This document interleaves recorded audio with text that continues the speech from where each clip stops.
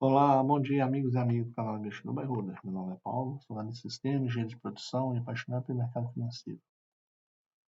Dando continuidade à nossa jornada de educação financeira, indicador de valuation, parte 3, vamos falar dos seguintes indicadores: lucro por ação, preço da ação por total de ativos, preços sobre vendas, preço da ação dividido pelo capital de giro por ação de uma empresa, e preço de ação de uma companhia dividido pelos seus ativos circulantes líquidos e seus passivos. Então se inscreva, deixe seu like, compartilhe com seus amigos e não esqueça de acionar o sininho de notificação. E outro ponto importante, as empresas que nós estivemos colocando aqui é somente de forma didática, não é uma indicação nem de compra nem de venda. Ok? Vamos lá. LPA, né? Muito conhecido, lucro por ação. É um indicador financeiro que mede a parte do lucro líquido de uma empresa atribuída a cada ação em circulação. Ele é calculado e dividido por lucro líquido da empresa pelo número de ações ordinárias em circulação. A fórmula para calcular o LPA é a seguinte: lucro por ação é igual a lucro líquido dividido pelo número de ações ordinárias em circulação. O lucro líquido é o valor que resta após deduzir todas as despesas, impostos e outras obrigações de receita total da empresa. O número de ações ordinárias em circulação refere-se ao número de ações disponíveis para negociação no mercado. O LPA é um indicador importante para investidores, pois fornece uma medida de quanto o lucro de uma empresa está gerando por cada ação em circulação. Ele é frequentemente usado para avaliar a rentabilidade de uma empresa em relação ao preço de suas ações. O LPA mais alto geralmente é preferível, pois indica que a empresa está gerando mais lucro por ação. No entanto, é importante considerar o LPA em conjunto com outros indicadores e realizar comparações de empresas no mesmo setor para obter uma visão mais completa do desempenho financeiro da empresa. O LPA também pode ser utilizado para calcular outras metas financeiras, como preço sobre lucro, ok? E que compara o preço da ação com o LPA, para avaliar a relação entre o preço de mercado e os lucros gerados. Preço da ação do total de ativos. É um indicador financeiro em relação ao preço da ação de uma empresa com o valor total dos seus ativos. Ele é calculado dividido o preço atual da ação pelo pelo valor total dos ativos da empresa. A forma de calcular o preço sobre o ativo é o seguinte: preço da ação sobre o total de ativos. O preço da ação é o valor do mercado das ações da empresa e pode variar de acordo com a oferta e demanda do mercado. O total de ativos é a soma de todos os ativos da empresa, que inclui itens como caixa, contas a receber, estoque, propriedade, investimento, entre outros. Como interpretar? O preço sobre ativo é um indicador que ajuda a avaliar o valor do mercado de uma empresa em relação ao valor dos seus ativos. Um P sobre ativo, mais baixo, pode indicar que a empresa está sendo negociada a um preço relativamente menor em comparação com os seus ativos e pode sugerir que a empresa está subvalorizada, ou se os investidores estão refletindo não adequadamente o valor dos seus ativos. Por outro lado, o preço sobre ativo mais alto pode indicar que a empresa está sendo negociada a um preço relativamente maior em relação ao seu valor dos seus ativos. Isso pode sugerir que a empresa está sobrevalorizada ou que o investidor tem altas expectativas em relação aos seus ativos. Okay? É importante considerar que o preço sobre ativo em conjunto com outros indicadores e realizar comparações com empresas no mesmo setor, ok? Para obter uma perspectiva mais precisa. Além disso, é fundamental analisar outros fatores, como a qualidade dos ativos, saúde financeira geral da empresa e perspectivas futuras, antes de tomar decisão de investimento com base no ativo. Beleza? Vamos lá? Agora é price to sales ratio, né? E é o preço da ação sobre as vendas. É um indicador financeiro que relaciona o preço da ação de uma empresa com suas vendas totais. Ele é calculado dividindo o preço total da ação pelo valor total das vendas da empresa. A forma para calcular, né, P sobre SR é a seguinte: preço da ação sobre vendas totais. Sendo que, né, o preço da ação é o valor do mercado da ação da empresa, que pode variar de acordo com a oferta e demanda do mercado, e as vendas totais são as receitas geradas da empresa por meio de suas atividades comerciais. Tem como interpretar, né, o preço sobre as vendas. É um indicador que ajuda a avaliar o valor do mercado da empresa em relação às suas vendas.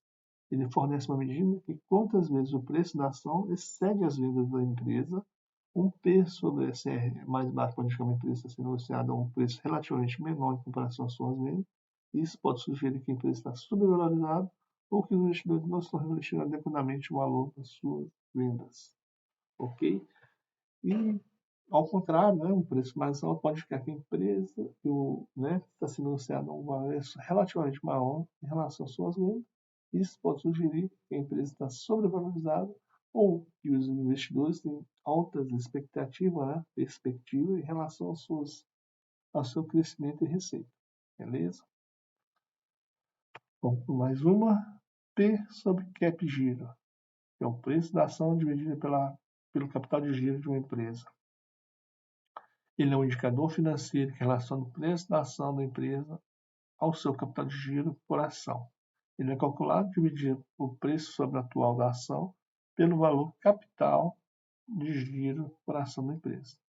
A fórmula é a seguinte: preço da ação sobre o capital de giro por ação. O preço da ação é o valor do mercado da ação da empresa, né, e varia de acordo com a oferta e demanda. E o capital de giro é uma das medidas de recursos financeiros necessários para financiar as operações diárias da empresa, incluindo o ciclo, né, de caixa, que é o fluxo de caixa, estoques com receber e contas a pagar. E como que a gente, né, faz essa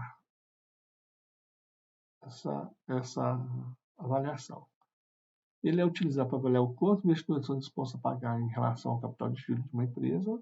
Um PCAP de giro mais baixo pode indicar que a empresa está sendo negociando um preço relativamente menor em relação ao seu capital de giro, sugerindo uma subvalorização, né, ou que seus investidores não estão otimistas ou, né, não estão levando em conta essa subvalorização.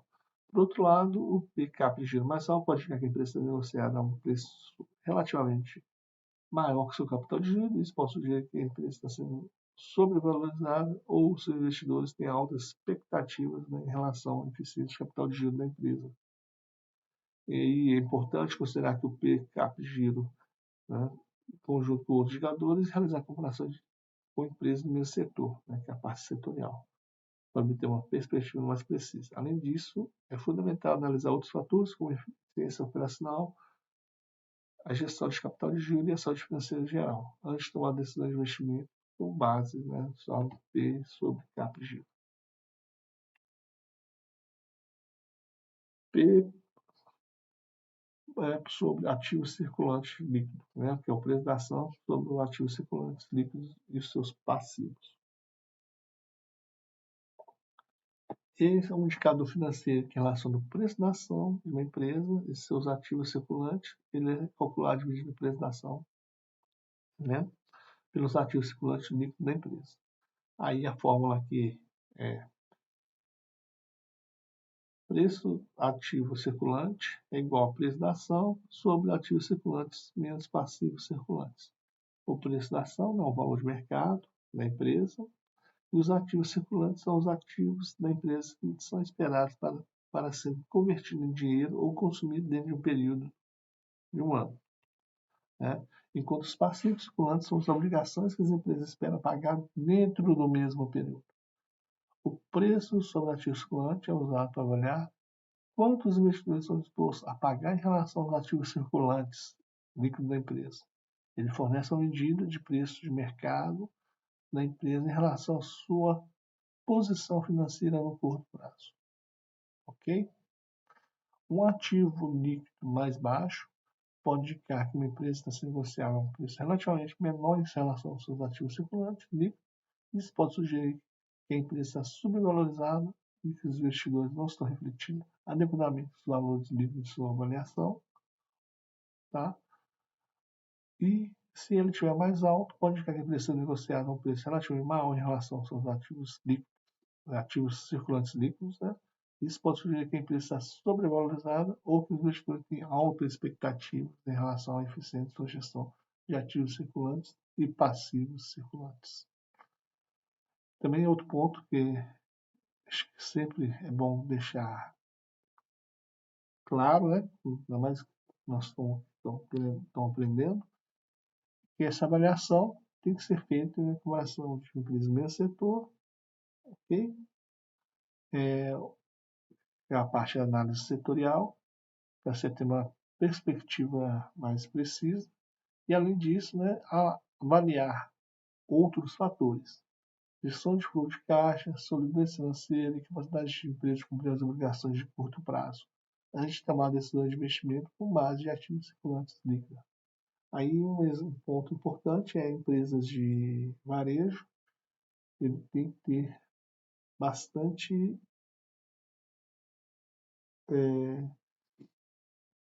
assim, né, tem que analisar fortemente se eles conseguem fazer esses pagamentos, né, cumprir o que está sendo vendido ali, né, no curto espaço de tempo, para se não ter um problema futuro, ok? Isso aí ajuda bastante. Fechando aqui, né, esse acho que é o último indicador. Não é uma indicação nem de compra nem de venda, é somente um intuito educacional, ok? Para ajudar a gente a manter isso aí como histórico, né, como uma análise.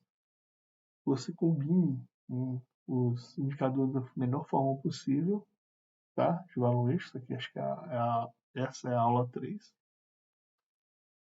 E você compare todos os indicadores ou compare o que você considera que sejam os mais adequados. Aí alguns são para alguns setores mais adequados usar um tipo de indicador do que o outro, ou, né, uma combinação deles com os demais indicadores. Não vou repassar mais à frente, mas aí já não seria de valor, seria de endividamento, né, etc. Ok? Muito obrigado por nos acompanhar até aqui. Tá?